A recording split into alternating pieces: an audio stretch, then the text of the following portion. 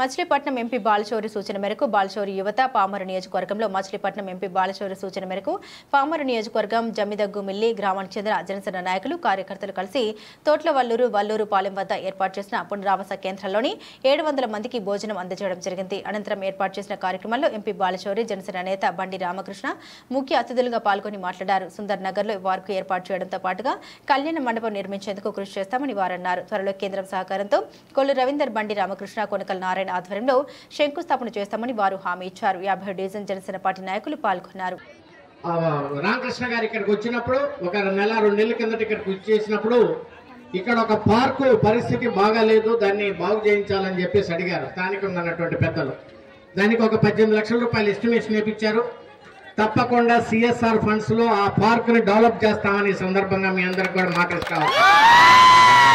అదే రకంగా ఒక కమ్యూనిటీ హాల్ కోసం మరి రామనాయుడు దాదాపు ఒక 50 లక్షల రూపాయలు.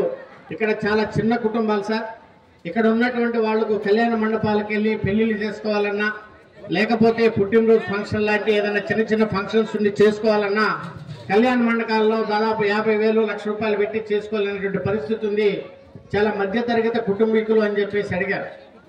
మరి దానికి ఒక 50 లక్షల రూపాయలు ఎస్టిమేషన్ వేయించారు. పవన్ కళ్యాణ్ గారి పుట్టినరోజు సందర్భంగా పేద ప్రజానికం కోసం తప్పకుండా కేంద్ర ప్రభుత్వం యొక్క సిఎస్ఆర్ ఫండ్స్ కానివ్వండి, ఎంపీ ఫండ్స్ కానివ్వండి, ఆ కళ్యాణ మండపాన్ని కూడా కడతామనేటువంటి విషయాన్ని కూడా ఈ సందర్భంగా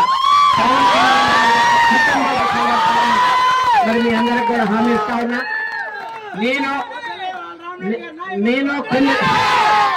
నేను కొల్లి రవీంద్ర గారు అలాగే రామకృష్ణ గారు కలిసి ఒక రోజు వచ్చి తప్పకుండా దాన్ని శంకుస్థాపన కూడా త్వరలోనే చేద్దాం అనేటువంటి విషయాన్ని ఇక్కడ పక్కనే ఒక వీధి ఉంది. అక్కడ నీళ్లు పోక మరి మోటార్లతో కొడతా ఉన్నారు. మరి పిల్లలకి చాలా ఇబ్బంది, ఆడవాళ్ళకు కూడా చాలా ఇబ్బంది. సో దాన్ని కూడా తప్పకుండా మరి రవీంద్ర గారితో మాట్లాడి ఆయన బాధ్యత తీసుకొని ఆ పని కూడా కంప్లీట్ చేయమని చెప్పేసి కోరదాం. మరి ఒకసారి మీరు ఒక చక్కటి కార్యక్రమాన్ని ఏర్పాటు చేసిన మీ అందరికీ, జనసేన కార్యకర్తలకి, పవన్ కళ్యాణ్ ఫ్యాన్స్ కి, అదే రకంగా వీర మహిళలకి, తెలుగుదేశం కార్యకర్తలకి అందరికి కూడా మరి ఒకసారి నా హృదయపూర్వక ధన్యవాదాలు. Thank you.